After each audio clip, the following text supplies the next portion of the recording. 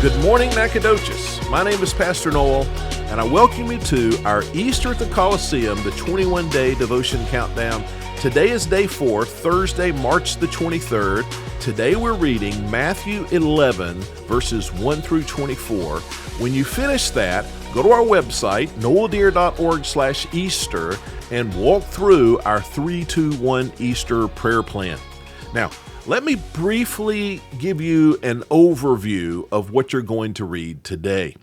What we see in these verses is a message, a response that Jesus gives both to his disciples and to the disciples of John the Baptist when John has sent a question to Jesus. Now, John the Baptist was a forerunner of Jesus. He came to prepare the way for Jesus' ministry. But at this point in history, John the Baptist is in prison. John has spoken truth to power, and he has criticized the sexual immorality in the lives of some of the political leaders, and so he was arrested and eventually executed for that. But while he's in prison, Jesus has not come to his rescue, and John's confused about that. He's disappointed. Jesus is not meeting his expectations. And so some people have visited John the Baptist, and John has sent them to Jesus with the question, "Are you the real Messiah?"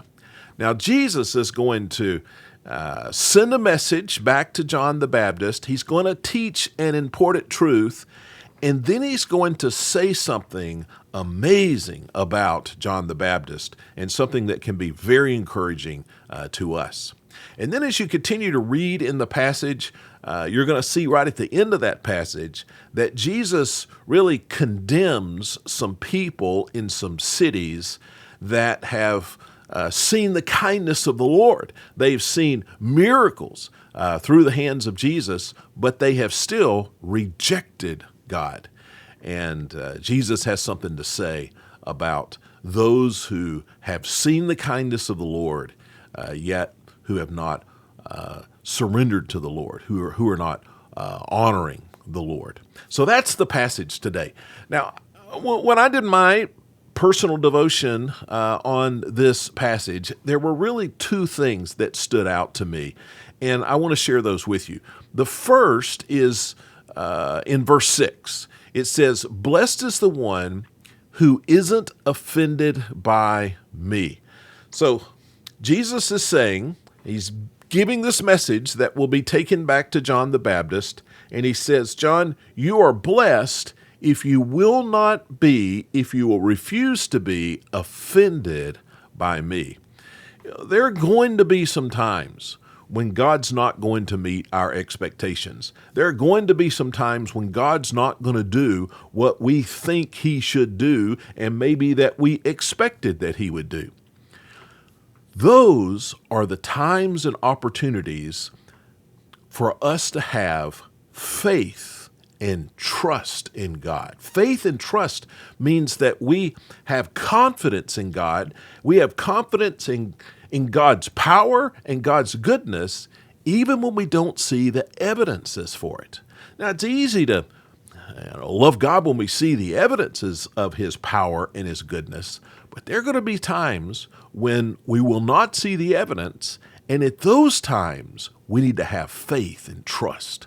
And that's what Jesus is saying to John. Don't be offended by me. You don't see me working in your life right now, but know, have faith. I am, and I'm accomplishing my purposes, and I love you. So it's an encouragement when we're disappointed. Now, another thing I wanted to point out that was especially meaningful to me is verse 11. And here's where Jesus says something about John the Baptist that will just knock your socks off. John is a doubter right now. He has sent his followers to ask Jesus, "Are you the real Messiah?" And so what does Jesus have to say about John the Baptist? Look at this. "Truly I tell you, among those born of women, no one is greater than John the Baptist." Now, those born of women, that's pretty much all of us, right? And so Jesus says of John the Baptist that he is the greatest person ever born. Now, this is in the middle of John's doubts. John has doubts, and Jesus doesn't condemn John because of his doubts. Jesus commends John. Does that surprise you? There are some lessons that I was reminded of as I pondered this verse. Number one, there are going to be times when we have doubts. Even John the Baptist had doubts, and I've had doubts. You're going to have doubts. The second lesson is that we should take our doubts to Jesus. That's what John the Baptist did. When he had doubts, he went to Jesus, or he sent people to Jesus, and we should go to Jesus. We should pray when we have doubts.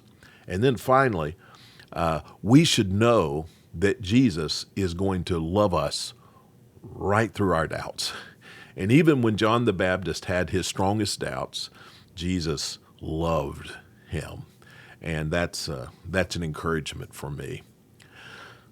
As you go through your 3-2-1 prayer plan today, after reading the passage of Scripture, the last part of that prayer plan today is going to encourage you. There's an encouragement there to pray for the people that are in your workplace, that are in your neighborhood, that are in your family, that are in your friend group. Pray for the people that you can invite to be a part of Easter at the Colosseum. This has the potential to be a life-altering event for those people. Our role, your role, my role, is simply to invite them to come, encourage them to come.